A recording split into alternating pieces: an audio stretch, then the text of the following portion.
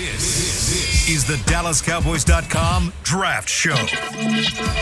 Your war room for insider news and draft analysis from deep within the confines of Cowboys headquarters at the Star in Frisco.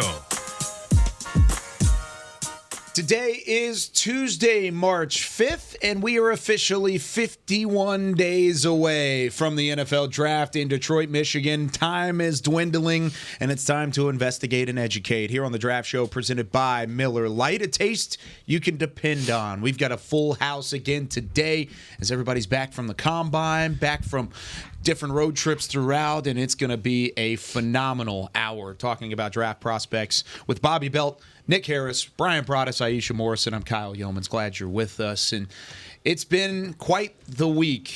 And I have to start the show by giving all sorts of props to Mr. Nick Harris, who was out in Indianapolis this past week. Did a great job. First-round draft pick. Nice job, dude. Guys. I do. How was it? It was fun, man. It was a First blast. Combine. Yeah, it was my first Combine. First time in Indianapolis all the way around. It was a really good experience. Got there early Tuesday morning and was going at it until I got back at midnight on Saturday, and it was a good time, man. Really good time. What was your favorite part? Oh man, my face almost imploding at St. Elmo's.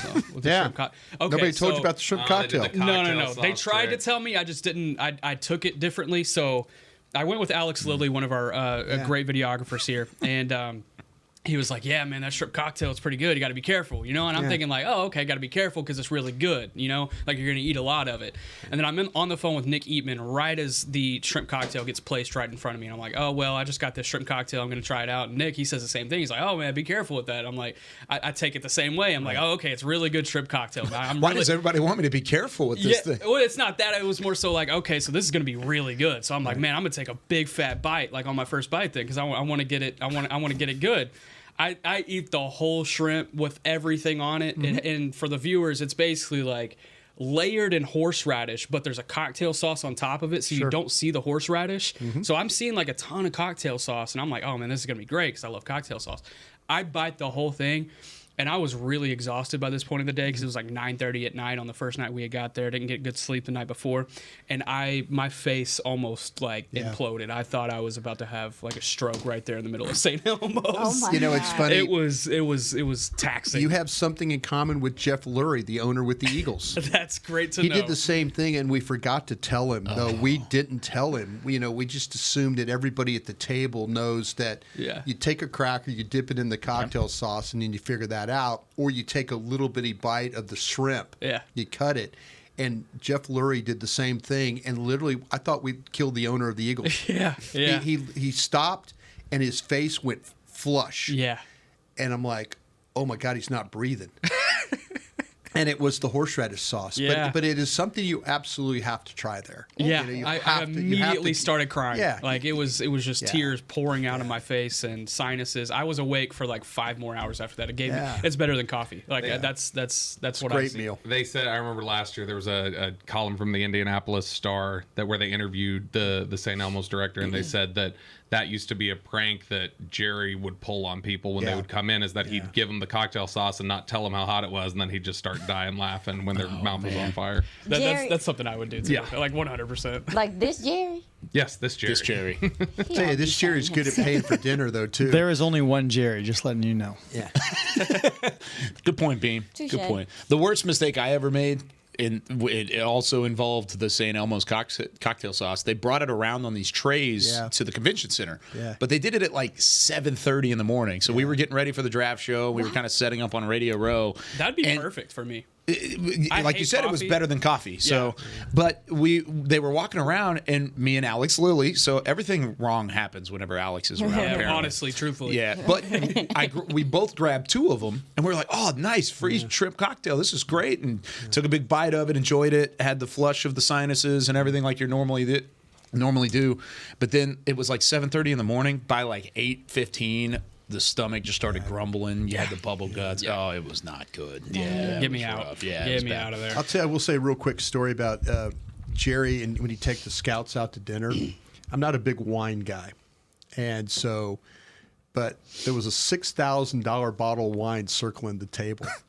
And I'll never forget, I'm like, the gentleman came by and goes, would you like some wine? I said, no, I'm good, thank you. Chris Hall looked at me, in scouting. Chris goes, "You might want to try a glass of this." And I go, "Really?" And he goes, "No, you need to try a glass of this." I'm one of those guys that can't tell the difference. So here I am, get a glass from $6,000 bottle of wine, and I'm like, you know what? I guess it's pretty good. I really couldn't tell. I'm not one of those guys that's kind of the expert of that. I'm the same way. But Chris was nice enough to lean over. He goes, "You might want to try a glass of this." Yeah. And I'm like, "All right, man, I appreciate that." So team dinners are always fun. Yeah. Brian's looking at Jerry. He's like, "Did you get this from Trader Joe's?" Was that what that was? Well, he had two bottles. Yeah. He had 2 bottles circling the table. And anytime you go to dinner with Jerry, you never look at the menu. He just orders everything appetizer-wise is sitting in front of you, and then you can order what you want for the dinner. And there's a lot of fun to that. Team dinners are great. Our team dinners are breakfast tacos, and donuts on draft weekend. Derek takes us out afterwards. Yeah, he does. Derek does a nice job. That's Jerry taking us out. Does a nice job. Yeah. So there you go. So with all that being said, the combine is now in the rearview mirror. The testing is done. The medicals are done. What were the number one things to come out of Indianapolis in your eyes? Nick, we'll start with you. As far as players, Anything. up and down. It could be workouts. It could be medicals. It could be performance. For me, one of the biggest takeaways is this receiver class, dude. I mean, I know we've talked about it a lot and how many first-round talents that there are, but you see a week that sees Xavier Worthy break the 40-yard dash record. A.D. Mitchell laying down a 4.34. Brian Thomas Jr. at the size that he is putting down a 4.33. It's going to be if you're a team looking for a receiver and you're picking that early second round, you're going to get a first-round type talent. And I think this receiver class, man, it's going to do some special things. We talked about Marvin Harrison Jr. and Malik Neighbors up top, and man, most of the conversations that I had, we go back to that Neighbors versus Harrison conversation that we had a couple weeks ago. Yeah. A lot of guys really like Neighbors too. Yeah. It would not surprise me if he gets picked before Harrison at this point. Yeah. But you talk about those two guys. Harrison? Yeah. Yes. Yeah. Wow. Yeah. You talk about those two guys, and then you look down to the Keon Colemans and the Brian Thomas Jr.'s and Xavier Worthy, A.D. Mitchell, Lad McConkey. I mean, you could go down the list. We were talking about Roman Wilson coming out of the Senior Bowl, like, hey, this is a potential late first round guy. Now we're looking at like late second round because it's just there's so much talent up top. The receiver class obviously really strong. From a Cowboys perspective, meeting with a lot of receivers last week as far as formal meetings go. Obviously met with a lot of offensive linemen as well, linebackers, defensive tackles. One of the biggest things that I was able to pick up on was the emphasis on getting bigger bodies. And it's not only at the line of scrimmage and in the trenches. They're talking about bigger bodies in the skill positions as well. You know, they want to get a bigger back. They want to get bigger receivers. They just want a bigger size on both sides of the ball. I think you'd be hard pressed to find a scenario. We'll see how free agency plays out. You'll be hard-pressed to find a scenario where the Cowboys don't go size in the first 2 days. I think there's a realistic opportunity where they get that tackle in the first round, and then they circle around to linebacker and defensive tackle on day 2, and then that's kind of what alleviates your needs going into or coming out of the draft. Brian, what were your takeaways from Indy? Yeah, I think the thing that maybe the most disturbing thing was Caleb Williams not taking the physical. Because to me, and I know it doesn't pertain to the Cowboys, but maybe in the future it does to others that might take this route. I go to the combine because if you don't work out, I'm fine with that. I really don't have a problem with you because I'll figure out how to go to Baton Rouge or Columbus, Ohio, or Los Angeles to go watch this kid throw. That doesn't bother me. But I need your medical information if I'm going to make a determination. And I hope this doesn't set something up in the future where other players say, I'm not taking the physical. I'm not going to let doctors look. We're already, when I first started in scouting in the early 90s, we got medical packets from schools that we went to. If we went to USC, we would get a medical packet on these players. Players would sign off, and we would get that information. And so you had it kind of going in. But my livelihood depends on me picking the best players, but the healthiest players that I could pick. And if I don't have that medical information on you, now, if you're one of those teams like the Commanders and New England and all those teams, the Giants are talking about trading up for a quarterback. Has Caleb Williams set himself up for having to turn teams down on visits? Is that going to be the next thing that he does? No, I'm not going to visit you, Commanders. No, I'm not going to visit you, Giants or Patriots.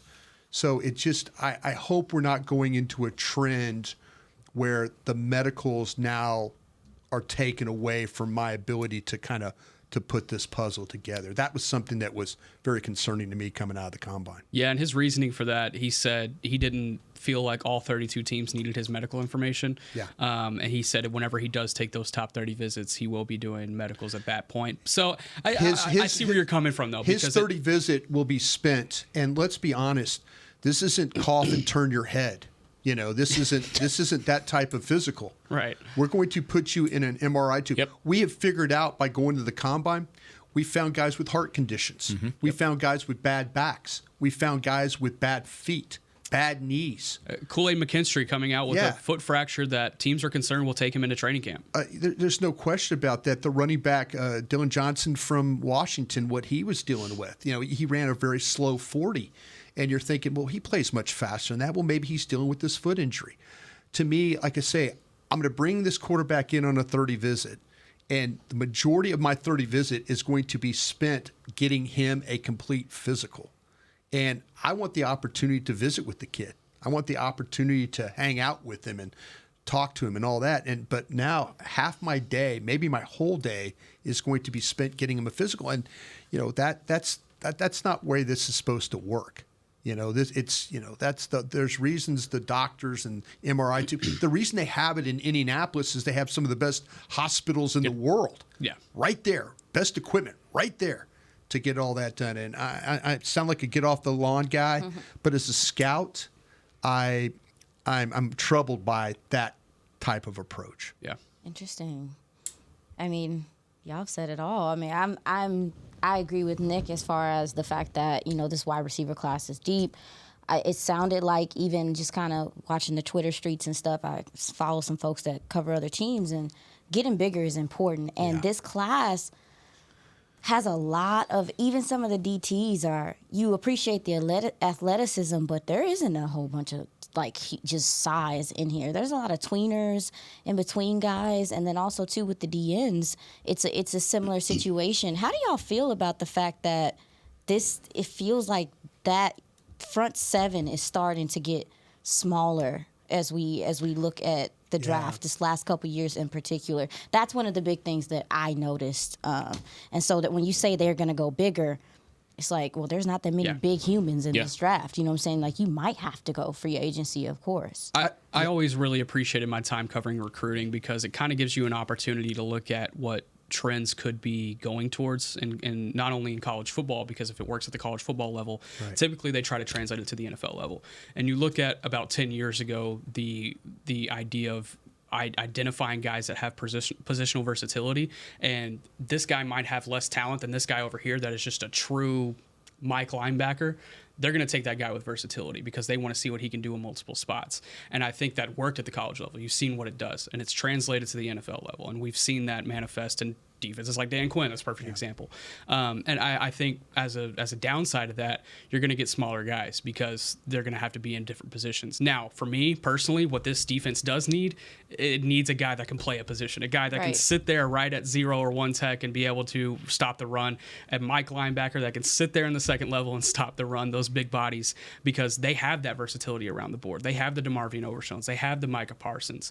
I think there's a big need on this team specifically to go get those true position guys. But I see where you're coming from, because the positional flex has moved guys, has made the game smaller in general over the course of the last decade, in my opinion. It's funny because I remember we're almost a decade ago that Shaq Thompson got picked. Yeah. And when Shaq Thompson was coming out, it was a big discussion point that he's a 228-pound linebacker. How's he going to function at the next level? Now, a 228-pound linebacker does not sound that outrageous or that different. And I remember I had talked about this with somebody in personnel circles outside of Dallas a couple of years ago, where they were saying that when you look at linebacker 40 times and some of these ridiculous 40 times that are almost equal to some of the running backs that are out there, that what they said was if you start, if defenses in reaction to the passing game and everything else are trying to get lighter and quicker, and you create an entire league full of light front seven players, then what offenses are going to start doing is they're going to start developing these bigger monsters at the offensive line, which we saw a lot of in Indy last week. Yeah. And then the power run game is going to make a comeback. That's You're going to where I was start seeing offensive lines that are 100 pounds heavier than the front seven just rolling over people. And that'll be the next direction it takes. So I think that's part of it, is that it's just the natural cycle of, reacting to what the latest trends are, and it'll just keep going. I think you're absolutely right. I think defensive coordinators in college have had to adjust to the spread offense. Yeah. And then what happens when you're having to adjust the spread, you're taking players that might have been running backs and making them defensive ends. You're making rush guys, maybe you're taking other positions. And the NFL, where do we get our players from? College football. And so that's the issue that we're dealing with right now. But you're right. Guys like this time is, I think it's right, the Notre Dame running back, Allen, big physical running backs. You better be able to ready to handle downhill runners in this league nowadays, because people are going to. Every one of these offensive tackles we talk about are like, they're 6'7", they're 340, they're 360, they're 350. I mean, they're huge guys. Mm-hmm. So you better figure out how you're going to handle teams that are going to play with size and physical running backs. Yeah, just with the way the game is changing, it feels like it's changing on a dime. But right now, in this specific NFL landscape, give me size over speed. You've seen those teams. Let's look at the teams that were in the championship games: San Francisco, Detroit, Baltimore, Kansas City. All those teams, size over speed. And y'all can disagree if y'all feel that anyway. Maybe Kansas City. I was going to say maybe Chiefs are like the one exception, but you look across the board and there's an overwhelming discrepancy between size and speed, and that's what this team needs. It needs a lot more size and not less speed, but it needs a lot more size. Yeah. Which, I mean, the running backs that you guys had worked to get, see what formals the Cowboys had running back was. It's Trey Benson, it's Ray Davis, it's Audric Estime, it's Braylon Estime, Allen. so you're saying Estime, okay, Estime. And then Braylon Allen, and so it's just like you look at the running backs that they're talking to these backs that they clearly feel like they missed a power element in their backfield last year. I would expect in free agency the Cowboys to go get a guy that's a smaller back, a receiving type back, and they're going to pair him with a bowling ball downhill runner in the draft. That they want that big back to have less tread on their tires, and they want that guy to be the young guy. So I would expect that this offseason. That's one of the more things I'd probably be more certain of. Well, when we come back, you talked about guys that maybe certain scouts may have missed and may have found intriguing in Indy. Normally we do Twitter on the 20. I'm going to come back. I'm going to hit guys that earned a double back, earned a second look with Indianapolis and what they did, either from a media standpoint or from a performance standpoint at the NFL Combine. We've got more of the Draft Show coming up right after this. I'm Dak Prescott, quarterback of the Dallas Cowboys. And they snap it to Prescott, who looks right. It's not there. He escapes left. He'll run for a first down. Just like football, when it comes to crypto, it's important to have a team you can trust. With blockchain.com, I know I'm in good hands. Since 2011, they've been trusted by millions around the world to buy, sell, and trade cryptocurrency. Prescott's going to run this himself. Run it up the middle, and he scores. Whether you're new to crypto or an active trader, they've got you covered. What are you waiting for? Get started at blockchain.com. I'm Darren Woodson, former Dallas Cowboy player and Super Bowl champion. When I played in the NFL at a high level, I relied on my vision to see the field. As I started getting older, I noticed my vision wasn't as good, and I was getting frustrated from wearing my glasses all day. I went to Laser Care Eye Center, and Dr. G talked about all the options. Thanks to technology and Laser Care Eye Center, I can see near, far, and between. Don't fumble your vision any longer. Visit them at dfweyes.com and tell them Darren sent you. They got me back on my game. In a stressful world, Lincoln provides balance and calm amidst the chaos by creating sanctuaries that move you through the world with ease. Our vehicles make your time richer and more uplifting with human-centric design, intelligent technology, and powerful performance. As the official luxury vehicle of the Dallas Cowboys, driving a Lincoln is just another way to show your team pride. Experience our full lineup of luxury vehicles, including the Corsair, Aviator, Navigator, and Nautilus at Lincoln.com. Hi, I'm Danny McCray, Dallas Cowboys alumni player here with Smoothie King. And Smoothie King wants to ask you, what's that sound? That's the sound of us magically transforming our smoothie bowls into 2 new decadent flavors. Dig into a cool acai or pitaya bowl, handcrafted with crunchy, purely Elizabeth granola, fresh strawberries, and finished with a velvety chocolate hazelnut drizzle. Perfect for breakfast, lunch, or anytime you want to munch. And that's the sound of you making them disappear. Smoothie Bowls, now in 2 new decadent flavors. Only at Smoothie King, the official smoothie of the Dallas Cowboys. This is the DallasCowboys.com Draft Show. Back here on the Draft Show, presented by Miller Lite, a taste you can depend on. This segment is brought to you by your Texas Ford dealers. Ford is the best in Texas. We've got Aisha Morrison, Brian Broaddus, Nick Harris, Bobby Belt. I'm Kyle Yeomans. All right, instead of getting into Twitter on the 20, we will do that on Thursday. Don't worry, everybody. We'll do some Twitter on the 20. But there's so much to catch up on with the NFL Combine. I wanted to take a look at the guys that earned your second look. Aisha, I'll start with you. Out of the Combine performances, did anybody catch your eye and say, I've got to go back and look? Logan Lee, DT out of Iowa. So when I first watched him, I mean, obviously, I don't know if people know. You mentioned it, Brian, the fact that this was a tight end converted to DT. So again, we talk about the need of whatever. Anyway, I was looking at him, and I remember the first time I watched him, I liked his build. I was like, oh, this is an interesting player. But seeing him test and some of the lateral agility, I was like, okay, maybe I do need to go back and watch him. Now, I did see him at the Senior Bowl. He stuck out a couple times in 101s. He has some burst off the line. But I feel like I might need to go back and look at him because I think he understands leverage. He's a former wrestler. Yeah. People talk about his leadership and what he's capable of, but he's explosive. And I just think I need to go back and watch him again. Actually, I did. And the only thing that, people might worry about is the fact that he is very raw. Like, he didn't convert to a DT until 2021, if I'm not mistaken. So he still is learning the position. But I think if you pair him next to a bigger, one tech type thing, like he's going to cause some issues with how explosive he is off the line of scrimmage and how he can really change direction quickly as well. So that's a gentleman that I felt like deserves a second look, and maybe teams will be interested in him despite the fact that he's raw.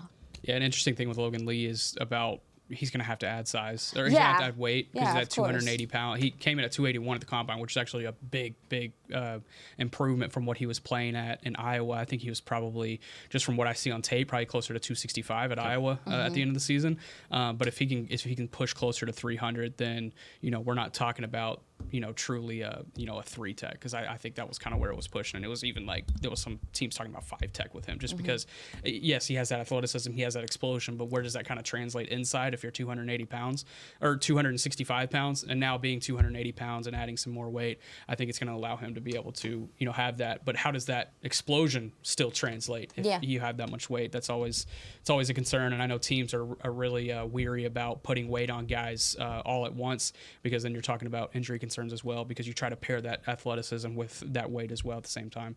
Yeah. His situation may be a subjective one, because I've seen him as high as the 5th round. I've seen him as low as an undrafted free agent. So it may be midday 3. We're talking about Logan Lee coming off the board, and that's a value pick for some of these teams that want some speed up front, because he's not going to jump off the page from an athleticism standpoint, but like you said, the lateral ability helps him take up multiple gaps. Yeah. No, I mean, like I said, he fits the bill for the question. He's somebody that is worth taking a second look and seeing, maybe a team being like, we can develop him and see what he can do. Like I said, next to a heavy setter guy, because I feel like he could cause problems and maybe draw some double teams with his speed. So, yeah. All right, Brian, who you got to double back on? Yeah, correct me if I'm wrong here, but I've never really been a big fan of Patrick Paul from Houston right off the jump. And I felt like that I didn't feel like he really had – I love the size, the length. I don't know if the true athletic ability there. He tested much better than I even thought he was going to test. And so to me, I probably need to go back and look at that. I come from an era, though, where my tape eyes, I usually feel like if I've got them right, that my first inclination of the player is the right one. But the fact that he tested pretty well, I feel like that I probably need to go back and give him a second look, maybe find some other tapes, see if some things are different. I watched him play against San Antonio, Texas, Oklahoma State. I didn't feel like he was a very good athlete. But the way he tested, I think probably needs for me to go back and look at him. But I don't. I wasn't a big fan of the player, and so maybe I'm right about that, or maybe I'm really, really wrong. But at least the fact that he tested a little bit better, I probably need to go look at him. 90th percentile in both height and weight. He listed at 6'8", 331 pounds. His 40 was a 76 percentile, so very good 40 at a 5.13. Yeah. And then his wingspan was in the 93rd percentile, and he had an 86 3/4 wingspan, which is tops in the class. So, I think if there was a mid to late round, second round lineman that Dallas would be interested in, it might be a Paul. If they don't get somebody in the first and they look at him in the second round, I think he would be a huge piece. See, I don't have him as like even a second round player. What do you have him as? Third round. You had him as so based off of film alone? Just off film alone. He was a tall player. He tends to play that way. I didn't think he really bent his knees. I didn't think he could sit down on defenders. I thought he was off balance. I thought he had struggled with movement.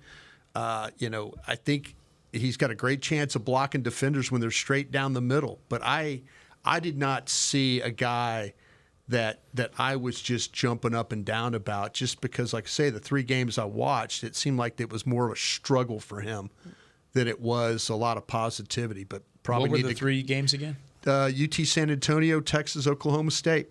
Okay. 3 I watched. So Texas, of course, you bring the defensive line of Sweat and Murphy. It's the ends and stuff that he's dealing with there. But there's a couple of players in this draft. Again, Turner, the way he tested from Alabama, you kind of knew that was going to happen, but the film doesn't always show him making plays like his testing numbers showed. So that's the struggle you go through when you're sitting in that room, is that, and I really love watching tape. It's one of my favorite things to do.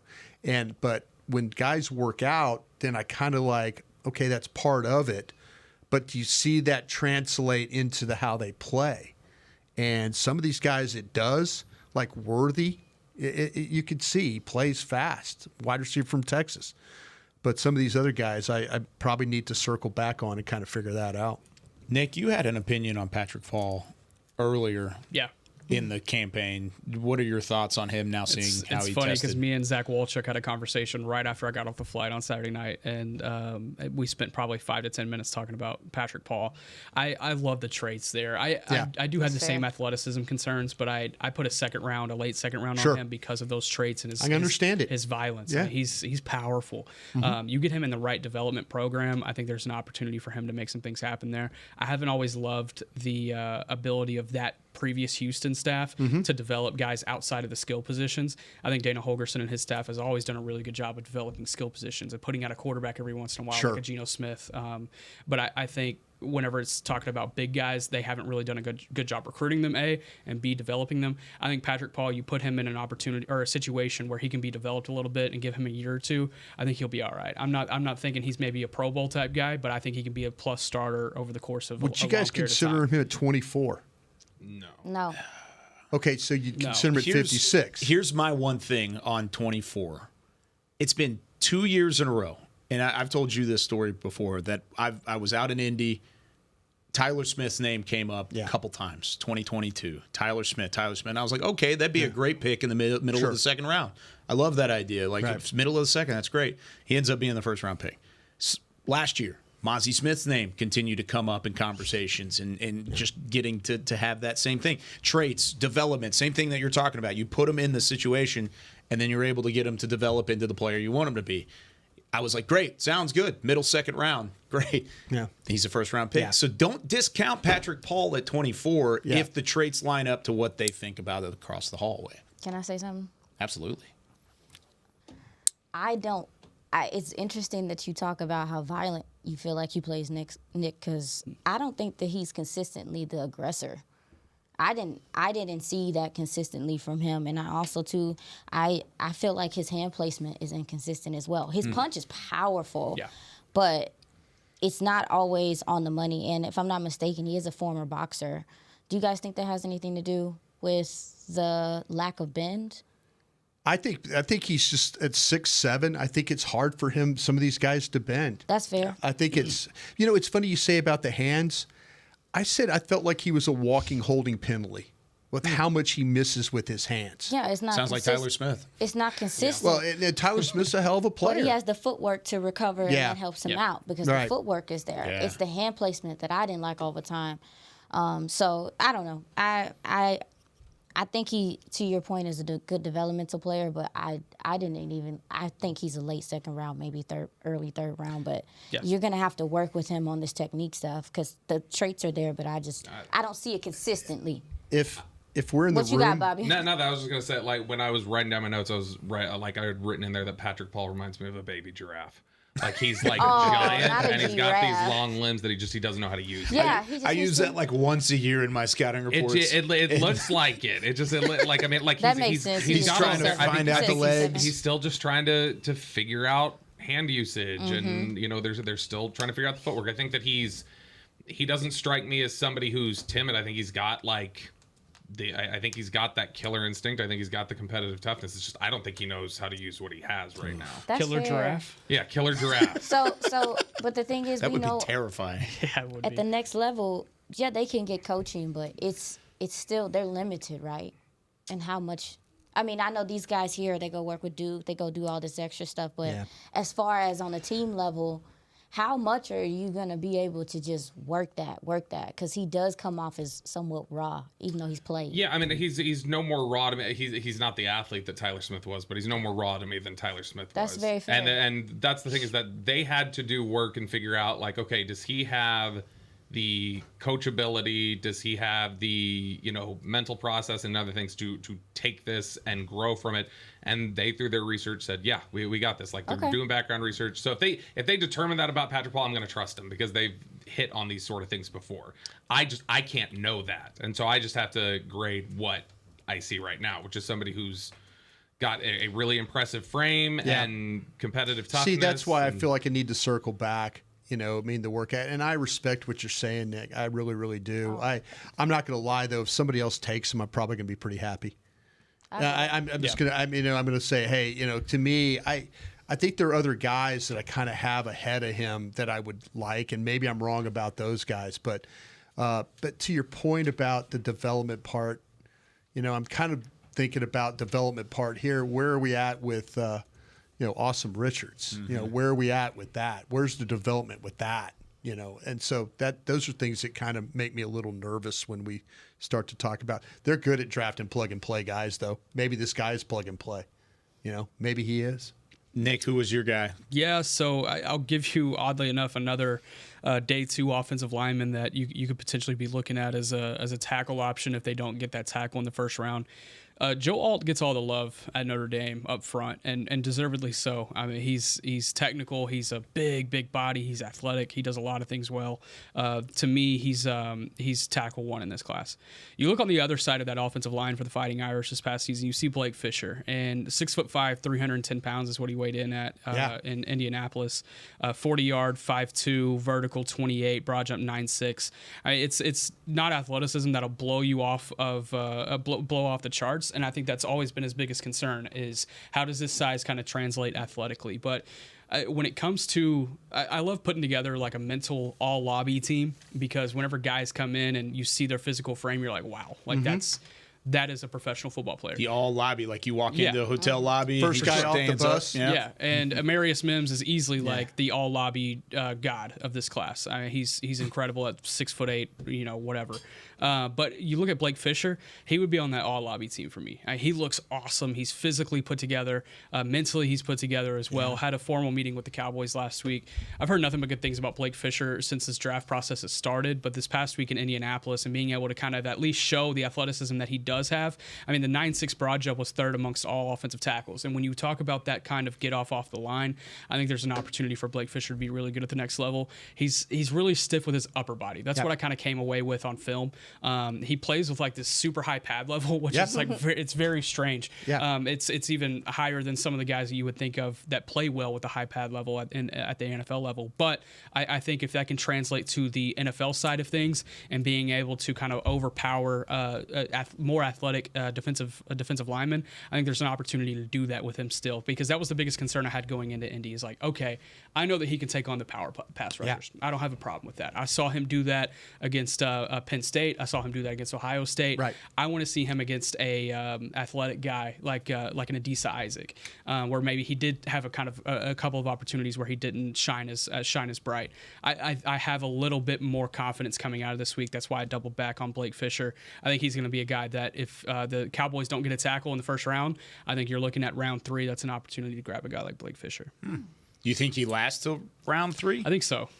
Really? I think so. I think he's probably there at 86, 87. I mean, it's really hard to. It's right where I have. It's really hard to pin anything right now coming out of combine. Yep. Right. Like, ask me in a week whenever all these mock drafts start coming out, and the people that are more plugged in than us, I'm just gonna be 100% honest, start putting out mock drafts where Blake Fisher all of a sudden is an early second round pick, and we're like, well, damn, there goes Blake, right?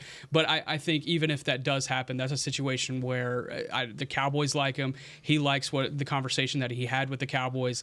This is a really good player that I feel like will be good at the next level. Man, I think you nailed this guy. I really do think you got him squared up there. It was a really good job. I have him better than Paul. Yeah, I do too. That's just me. If you said one of the thing about this kid though, he's made a ton of starts at offensive tackle.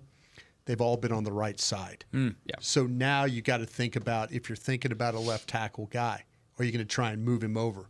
I'm sure when we interview guys, coaches about offensive line coaches, they always tell you about where you're playing on the right side or left side. Your kick, your eye, the way you play, your punch, all those things are things that are going to have to be adjusted. This kid's a high IQ kid, and he plays with really, really good technique, I think. And you're right about the way he plays with some length and some tallness to his game.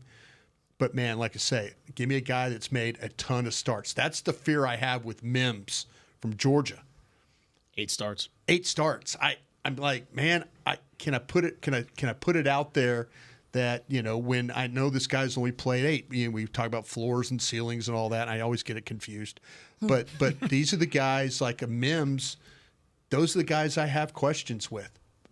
With Fisher, he's played in a ton of big games. You're a little bit easier with the evaluation of a guy like that. Yeah, I think that's a very valid concern about Amarius Mims, and He's I don't a think good-looking player. I don't God, think he's any good-looking team in the player. top 23 should take him as a result. I mean, that's just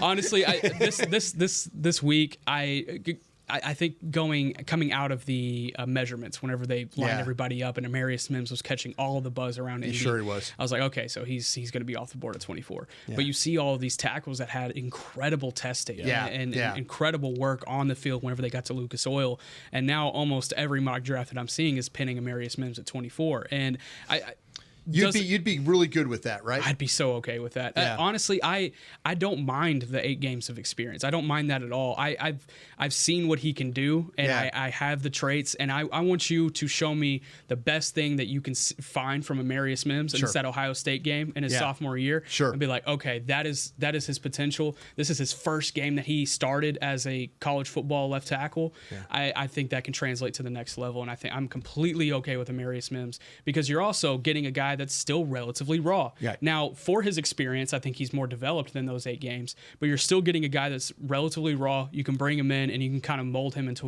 what you want him to be. I think that's a clear difference from a guy like Jordan Morgan, who has a ton of experience. That's what I was going to ask you. You know what you're getting. That's there. what I was going to ask you. Yeah. Maybe the thing with Mims is the ceiling, right? Mm-hmm. The ceiling and Morgan's at the floor. There you go. Is that right? He's do that right? Morgan's got a high floor. Yep. And Mims has a high ceiling. There you go. Old Krusty figured it out. You're getting it down. You're getting it down. Yeah. I'm curious about this because we've talked about Cooper Beebe from Kansas State before. Yeah. He's kind of in that same thought process as Patrick Paul from Houston and Blake Fisher, Notre Dame. Maybe mid-second to mid-third, right in that area. How would you rank those 3 players? How do you stack those 3 players? I would go probably. See, BB was my guy that I need to double back on after his week. Oh, okay. Oh, yeah. I didn't mean to take it from you. Tell me about it. Just because to me it's, and Brian and I were talking about this last night. I didn't see agility or athleticism numbers coming that he get. Like when I watch Cooper Beebe, I go, okay, is this a guy who, like in the modern NFL, do I feel like he can effectively brawler? Can he effectively climb to the second level, reach the linebackers in time? That's kind of the thing that I was looking at there. But I was like, it's a guy who's got power and the IQ, the mental processing is really, really good. But then when you watch him go out there and test, it's like, okay, the agility and some of those numbers were really impressive. And then his bench numbers, he put up 20. Yeah. With short arms. Yeah. And so it's like, okay, so the testing showed a guy who was not an elite power guy, at least on the bench, and a guy who tests better athletically than I was anticipating. So it's like, that's kind of reversed everything that I had in my notes about him. At least the testing did. It's not enough for me to say, I'm going to take that over what I had in my notes, but it is enough for me to say I need to go back and look again and see if I'm missing something. Was there something in the testing that should have shown up that I missed? But you're usually looking for, okay, does the testing confirm what you see on tape? And for BB, for me, it was kind of reversed. And so that was a little, that threw me off, and that's why I need to go back to him.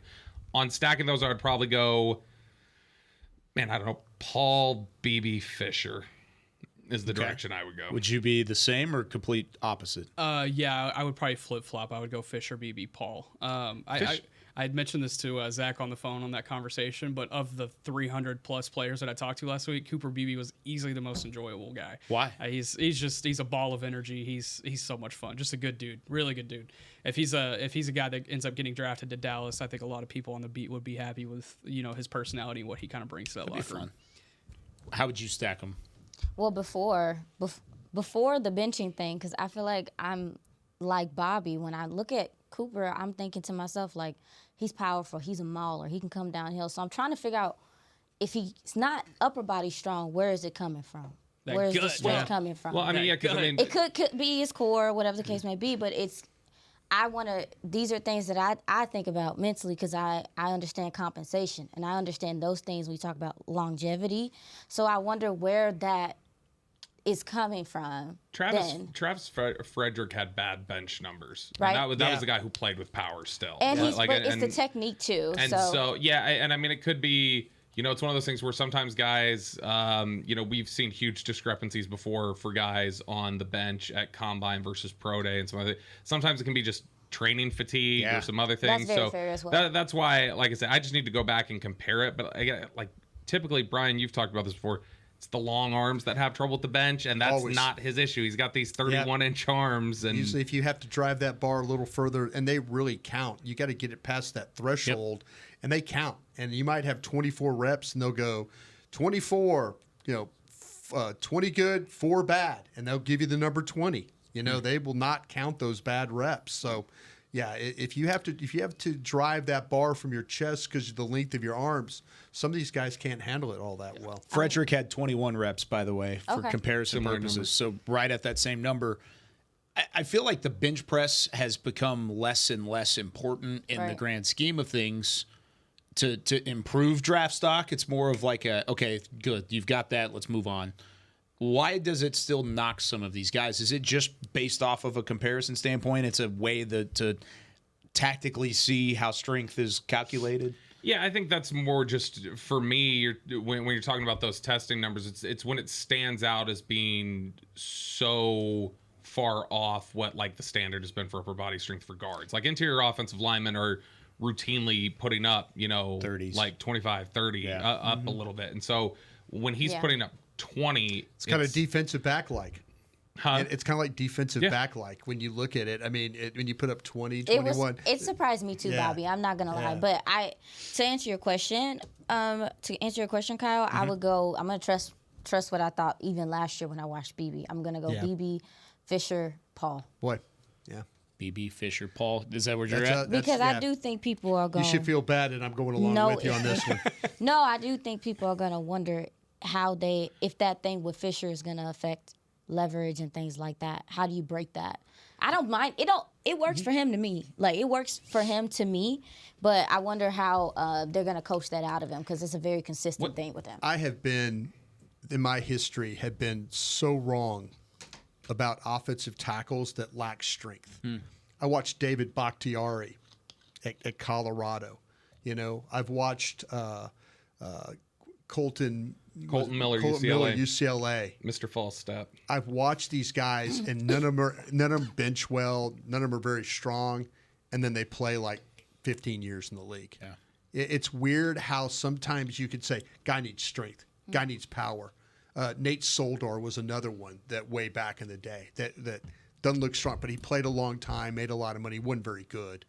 But these guys that sometimes don't have good strength numbers, and you see it on tape, it scares me. And then they play a long time, and I'm thinking, well, how did that happen? So sometimes some of these guys show up that might not have upper body power, but make up with it some other way. So you guys all like Fisher a lot more than I do. Like what gives you pause about him? Because the thing that gives me pause about Blake Fisher when I watch him, the reason why I would have, even with Patrick Paul with his flaws, like above him, and Cooper Beebe with my question with athleticism, the biggest thing to me that I saw that concerned me with Fisher was like instincts related, like a feel for things, because you see routinely he is consistently the last guy out of his stance at the snap. The snap anticipation is bad. That was something, and I wondered, because I dealt with Flozell Adams here, and he was deaf in one ear. And I'm not saying this kid's deaf, but you wonder if there's just something specific, if because there's it's that something consistent that you're not. Is your peripheral vision not good to see the ball, or is there something that you're just not hearing? They're coming out of a shotgun. Is he not? But you're right. That's something that I put in my notes. He could be a tick late coming off the ball. And I think that he's a tick late, and then he will allow guys occasionally to get into his chest. And he will, even though, I think technique-wise he's good, it's just almost like there's a feel issue here that's off a little bit. It's almost like, just like I said, it's an instincts thing for me with Fisher, where it's like, guys are getting into your chest. You're taking a bad angle on the second level. You're, miscalculating this or misjudging this.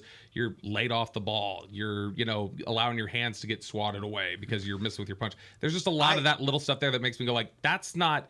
You can coach technique out of Patrick Paul. If you don't have instincts, you're screwed. I felt like that Fisher, real quick there, Aisha. I felt like that Fisher was able to rally though. If he was a little bit late, he found ways through that athletic ability to recover and get there. Whereas Paul, if he's misstepped early, I need to go back. He's got to labor and get back. I need to find more film. He doesn't trust I it. think Are you going to have the ability to rally like that consistently at the NFL? Though is the thing. Like when you were going across, that's my quicker, biggest thing. stronger. You've got the NFL defensive lineman consistently. Yeah. I just don't know that he's going to be able to rally same. I think his technique, like you said, I think he's good. And I think that his movement skills are really good. I was watching the center last night. That kid from from Wisconsin. Tanner Bortolini. We going back to Wisconsin for a center? No, I'm just telling you though. He's third time's a charm. I know you got to make a point here, but I would say this about Bortolini. Excuse me. Sorry, thank God. It's literally like tortellini. Yeah, that's what I was just thinking. Tortellini with a B. I watched him look like that he was about to just get abused and then rally back into position, and so, it's again, I was watching him against your Iowa defensive tackle too, so some of these guys are capable. They have a survival mode to them, and maybe our Notre Dame guys got a little of that. I think I would, as I sneak it in before the break, I would stack them Beebe, Bortolini, Paul, and Bortolini's great. Yeah. Beebe, Paul, and then Fisher. That would be my three stack there. Y'all dumping on my guy. It's all right, though. I like – it's not that I don't – I'm with you on Fisher. Dislike Fisher. He's a top 100 player. It's Paul you're scaring the hell out of me with. But I just like Paul's length. I like the athleticism, and I think he plays better. I don't even know. This is when Paul turns out to be a Pro Bowl player that you can walk back on the draft show and tell us all that, I know what I'm talking about. Hey, you win some, you lose a lot. I do want to ask, when you talk about, a guy being laid off the whistle, and then I know you mentioned the peripheral vision, things like that. Or being deaf. I'm a in baby. 1 ear. I'm a baby out here. Is that something that they test for? Oh, yeah. Yeah. So wouldn't test for a little bit of everything. Unless you're Caleb Williams. So will we know? You're going to jail. Would we know soon? If that's a problem? A problem? Yeah. I think there's some things. At some point it'll I think when everybody gets back, they're all back home, we're going to start hearing some whispers, which is today. about a lot of different things. Yeah. A lot. Yep. And we'll talk about it on Thursday too. All right, let's take our second break. When we come back, I want to give a post-combine guess of who the pick would be at 24. Who is it as we sit today? When we come back right after this. Hi, Drew Pearson, former Dallas Cowboy and now Pro Football Hall of Famer here. If you're struggling with your vision and tired of those contacts and glasses, don't throw a Hail Mary.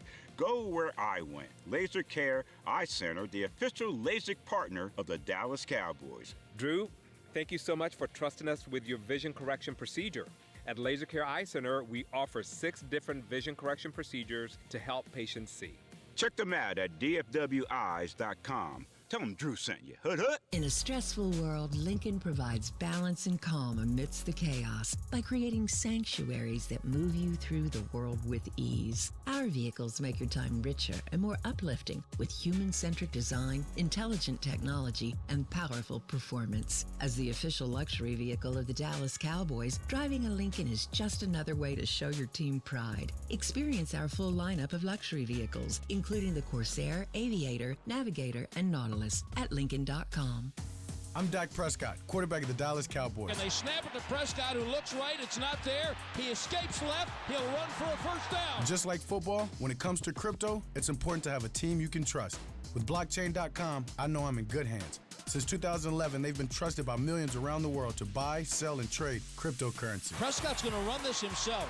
Run it up the middle, and he scores. Whether you're new to crypto or an active trader, they've got you covered. What are you waiting for? Get started at blockchain.com. Hi, I'm Danny McCray, Dallas Cowboys alumni player here with Smoothie King. And Smoothie King wants to ask you, what's that sound? That's the sound of us magically transforming our smoothie bowls into 2 new decadent flavors. Dig into a cool acai or pitaya bowl, handcrafted with crunchy, purely Elizabeth granola, fresh strawberries, and finished with a velvety chocolate hazelnut drizzle. Perfect for breakfast, lunch, or anytime you want to munch. And that's the sound of you making them disappear. Smoothie bowls, now in 2 new decadent flavors. Only at Smoothie King, the official smoothie of the Dallas Cowboys. This is the DallasCowboys.com Draft Show. Back here on the Draft Show, presented by Miller Lite. What are you laughing ESPN at? catching some strays. Yeah, a little bit. I mean, it's 100% honest. Like it's a fact. That's how it goes. Yeah, anyway, back here with Brian Broaddus, Nick Harris, honesty to that evaluation. Bobby Belt, Aisha Morrison. I'm Kyle Yeomans. I didn't put this on the rundown on purpose because I want it to be straight from the heart. I don't want any preparation going into it. I want it to be gut feeling. Don't. As we sit today on March 5th, 51 days away from the NFL draft, who is the pick at 24 after the combine? After hearing the murmurs, after hearing the rumors, and kind of seeing how that all unfolded and how things could unfold this next week in free agency, who is your pick at 24? Bobby, I'll start with you.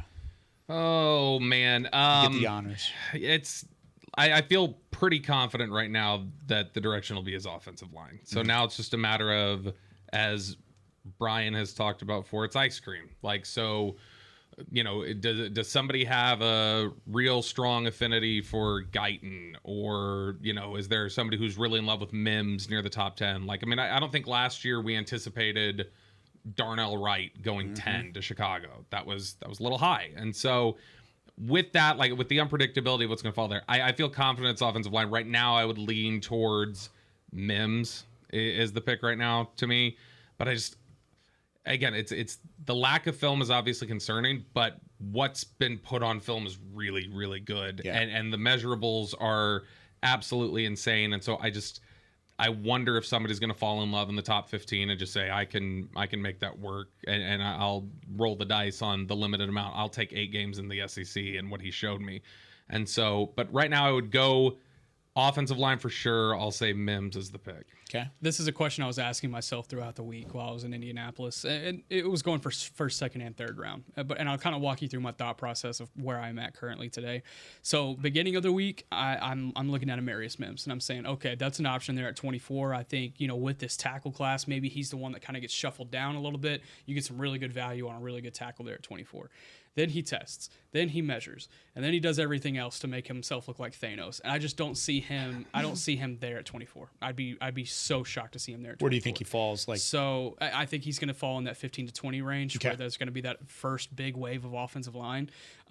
So as I started to come to that opinion early in the week, I was like, okay, I'm looking at Troy Fautanu out of Washington. He had an awesome week. Talk about guys that were maybe lost in the shuffle a little bit, that emerged from that. Fautanu is that. And so I'm like, okay, I'm coming out of Combine week, like, okay, before they test. And I'm saying, okay, Fautanu, that's probably the guy at 24. You look at what he can do at tackle, what he can do at guard, and any questions about athleticism, absolutely run away from his board, just from what he was able to do from a testing perspective. So I'm looking at that, I'm like, okay, 24. And then I'm seeing mock drafts this morning, seeing him at like 14, and I'm like, okay, so he's not going to be on the board either. Jordan Morgan. I think that's my pick. You look at experience that at left tackle, you need a guy that can come in and be ready to play. I think that's a dude that can do it. He does everything really well. Talk about that high floor. I think that's a guy they need this next year, and I think he's still got a little bit to his game that you can unlock. Is it as much as these other guys? Probably not, but I like what Jordan Morgan brings, and the only difference I have him a little bit different from Tyler Guyton is the fact that Guyton's experience comes mostly at right tackle, and I think that's probably where he's going to fit best at the next level. Jordan Morgan, give me at left tackle at 24. Wow. Okay. Played in 39 college games, by the way. 2,400 snaps along the way. Brian, what do you think? I think they go Morgan in the first. I think they go Limmer in the third, the center from Arkansas. Wow. Would be my guess. Tell me about Limmer a little bit. Go ahead, Aisha. You got this guy now. No. I was so I watched him last night because obviously he decided to Bo go. Limmer from Arkansas. Bo Limmer from Arkansas, center. I watched him. I watched him last night because everyone was talking about him, and also too he just went crazy on the bench because why he had to. I wrote down he embodies low man wins. Mm-hmm. And when you see his stance and you see how quickly he pops out that stance with power, he latches and he anchors quickly. He has good recovery as well to where you can tell his core strength is strong because he'll wrestle with folks. Mm-hmm. But you just see him, the lower body strength in the timing of the anchor is something that stood out to me. He can seal to the next level and get to the next level really quickly because he's rangy and he's fast. He plays with balance and a lot of control. Like he can really control a rep. Now I'm curious to see how well if he can do different things if he can move across the line. I did see them at Senior Bowl. He did do a couple things at guard, but mostly he just works at center. I just think he plays with violence, and he's an interesting player. And he came out and showed his strength, and you could see it on film how strong he is and how quickly he can take over a rep when he decides to. So I like the player. I want to see what he's able to do at the next level as well. I'll tell you what, she's got him nailed. Is he a little light? He's 302. He is, but he's strong. Yeah. But I mean, 6'5". He's got a frame to put it on. Yeah, he's I wonder if teams are going to not like him because of the lack of bulk. That might scare some teams. Yeah, of course. But Aisha's right. He's played the majority of his career at guard, and you could watch him play against big techniques. Aisha's right again about the way he's able to wrestle with guys, the way he's able to kind of – sometimes his hands get a little wide, and his hand placement can be a little off. But once he gets a hold of that guy, he's not letting go. He's a really good positional run blocker. He's got a nasty side to his game, the way he finishes. There's snaps that he gets a little sloppy, but he will get the job done. I like him as a pass blocker. I like how he sits down. I like how he holds guys off. There's some knee bend. There's some balance. Man, he's not on the ground. He can come really close to being thrown on the ground, but he's not on the ground. And I think he handles power well. And at 302, there could be some questions there, but everything about him is super, super positive about the toughness and the nastiness and his ability to get to that second level. Real quick question. Do you think on the lighter center discussion, teams' minds have been changed by, Jason Kelsey just retired yesterday. Yeah. He's a lighter center. Yep. Creed Humphrey is just over 300. Linderbaum has had success in Baltimore. I wonder if people just look at it and say, as long as I got two strong guards bracketing you, I'm not worried as much about this. Yeah, I think there's some absolute truth to that. Like I say, but there's some teams that say he's just a tick over 300 pounds, and they won't go that direction. But you make a great point about the others that we've seen, that there are some successful ones that we have seen. A question I was trying to ask this week when it came to centers specifically is because I had to get out of town before they were able to hit the field. What was that, Sunday? So what I was trying to get mostly out of the center conversation is who are the guys that are impressing in meetings, because there's so much that is relied upon at the center position as far as pre-snap and being able to be in communication with the quarterback and understanding those things. The name that kept getting brought up is Cedric Van Peren-Granger. And that's I think with his knowledge, what he brings to the whiteboard, and what he was able to do in that aspect in Indianapolis, really impressing people. I think that's another guy to be sure and circle back to, just because he's always had that strength and force, but it's still really raw, I think, as well. But he's got the IQ, I think, to put it together. Talk about instincts and being able to develop those. I think SVP's got that. Who's your pick at 24, Aisha? Yeah, they named him just because I've definitely been paying attention to all these freaking mock drafts and some of the conversation, because I know how that goes down. But I thought Jordan Morgan would be the guy that made sense, so you guys definitely took my guy. But I will say, I don't know, wide receiver is something to me. It's just something to me. I know that we think they're gonna go offensive line, but I mean, there's going to be a shiny object there at 24. Please. We just talked about it on Talk And About I'm a child. And listen, I'm a child. There will be one. So in my mind, I can't wait for Aisha to look up and see one of those receivers, those top receivers, and be like, pull the trigger, go for it.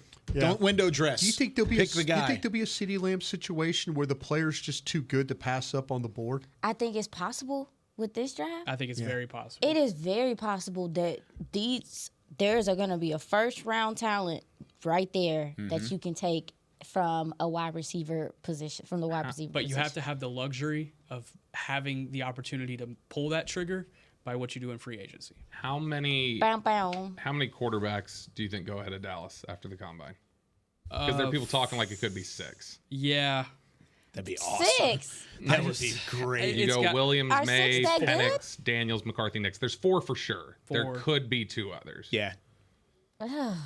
I'm thinking, I would say 5, so split the difference. These quarterbacks getting on my nerves a little bit. Yeah. I don't know if I'm supposed to say that out loud. But Wait, why? No, I want you to say it. Say it with your chest. Go for it. They just get on my nerves a little bit. Why? Like, I mean, I get that they're starting, and these young players are starting to understand their position and what the position calls for, and the fact that it's a premier position. I get it. I do want them to be cognizant of their health, their mental health, and those things of that nature. But I mean, it's just hard to. It's just we're watching tape on them, but it's hard to separate them right now for me because of the lack of testing, because of the lack of information. And again, we're not real scouts, so it's like, besides Brian, he did it. So I mean, we're not. I'm a failed we've scout. never done it at ring. that level. But at the same token, it's like it's difficult to navigate separating these guys right now, and it's getting on my damn nerves. And I really would like to know who's who. And also, too, you look across the NFL, we know how important the quarterback position is. When quarterbacks come in, they can change a franchise. If they're good. They could also downgrade a franchise, absolutely. too. We can all get fired if we don't pick the right one. Because, baby, let me tell you, the minute that I hear whispers like, oh, this guy's going to Washington, I'm prepping. I'm about to start prepping right now. How do we beat this guy? What are his tendencies? Things like that. So it is a bit selfish. Trick me. Yeah, fair. I would maybe. I mean, I know it is a bit selfish, but I am at the point where I'm just like, all right, let's wrap this up so we know where y'all are going, so we can start looking at what things are going to shape out as. So your guy is Jordan Morgan at 24. Any shiny object there that you would pick if he fell? CeeDee Lamb situation. I really, really, really like Adonai. Is it, how do you say his name? Adonai Mitchell. He went by AD at Texas, but AD. I think he's technically going back as Adonai. Yeah, I mean, there's quite a few wide receivers that if I seen them fall, I wouldn't mind. I think I like Ricky. I like Pearsall. I like he blew from up Florida. The combine. Yeah. I mean, the route running is insane from him. Obviously, Keon Coleman's a guy that's been circling from FSU. I just think there's gonna be somebody there. Unless something happens, there's going to be someone there. So I'm just going to prepare my heart and mind for if that happens that night and we're sitting in these chairs. Yeah. And then they take a offensive lineman. If Mims is there, you take him. Though I mean, Yes. I know what you just said here, but if Mims or the Washington kid, Fautanu. Yeah. I'm taking Mims. I would take Mims. Mims. By the way, Mims is my I would take the prediction. Washington kid. Why is that? Just experience? Position flex. He loves it. No, I think that kid right there. Again, I go back to the experience. I go back to the guy that's played a lot of snaps and stuff. And I know Mims is on a lot of people's boards as that type of guy. But when you start to talk about left tackles and athletic ability and effortless in the way he plays, and light on his feet, positioning, body balance, all that stuff, that kid at Washington's got it. He's got it together. Yep. He makes a lot of wow blocks. That's what I like about him. I'm on the fence because my anxiety. I struggle with if I don't got enough information, it's difficult to make a determination. So would you take Fautanu over Mims? I'll die on that hill. I would have to go back. I see it with Mims. I feel like I need like one more thing. Yeah. Like I don't know if it's pro day. I don't know what it is, but I feel like I need to see him. You're not wrong. A little bit more. I know what he's capable of. I know what you're saying. I feel like Nick was right when he's like, "Hey man, we can see it right there in front of us what he's capable of." Yep. But it's like that position is just so important to just be making those type of decisions on. So I don't know. Do you know who Fautanu said that was the hardest guy? Is that how you say his name? Fautanu. Fautanu. That gentleman said that the hardest person he played against was Dorless, if I'm not mistaken. Brandon Dorless. Yeah. I'm cheating, but that's a guy that I had to go back and He's watch a good last player. night. Okay. He's a really good player. I'm cheating. I wanted to add him. I had to go back and watch him last night because I just... Well, how did you feel about how he tested? Talking about Dorless Yes. specifically, I didn't really get a good opportunity to dive into defensive line. Obviously, Okay. That's probably the one position that I need to go back on the most as far as what happened last week because I was right in the middle of when I was running around a million hours an hour, basically. We understood you. Yeah. But I love Dorless and what he put together at the Senior Bowl, and I love his position flex. I think you can move him around. I think he's the most versatile defensive lineman in this draft. You can play him anywhere up front. He's interesting. Like I said, I enjoyed his tape, and I'm curious to see how people start to look at him. So if you guys have opinions, please let me know. But we've been talking about Troy Fautanu, and I was just like, he literally said that was the hardest player I played against. And I think that says a lot about what he thinks about Dorless, if we think this guy could go first round. Just really quick to the point of shiny object at number 24. These were the formal meetings that, or some of them that the Cowboys had last week with receivers. Keon Coleman, Florida State. Troy Franklin, Oregon. Adonai Mitchell, Texas. Xavier Worthy, Texas. Brian Thomas Jr., LSU. So 5 potential first-round wide receivers. The Cowboys are doing their due diligence there. They're trying to figure out what's going on at that position too. So don't be surprised, man. Do not be surprised if free agency allows them to do that at 24. I would You're love going that. to will this into existence, aren't you? I don't think Do you want to start Team 40 Burger back? We can make that happen. I'm struggling with it because the way I Took feel off about in 2020. it, baby, we still ain't talked about how they gonna run the ball. Yeah, I agree. All the shiny toy thing is cool. Yeah. But if an offensive lineman means that maybe we can run the you. ball, I am with you. I'm just saying, don't be surprised. I'm on, like, would a shiny toy be nice? Yeah. Do you need to be able to run the ball in the playoffs when it matters most? More, yes. Yeah. Well, the good news is they have 50 days to figure it out. The bad news is they have 50 days and only 50 days to figure it out. And then, of course, April 25th comes around very, very quickly. We'll be back on Thursday to break it down for you a little bit more. It's good to be back. It feels like every time we have the weekend off and then you're right back into it, it feels like it's a lifetime. But don't have to wait very long for the next episode. We'll be back 11 a.m. on Thursday. For Bobby Belt, Nick Harris, Brian Broaddus, Aisha Morrison, I'm Kyle Yeoman saying so long from the Draft Show. We'll see you on Thursday. This has been a production of DallasCowboys.com and the Dallas Cowboys Football Club. How about this?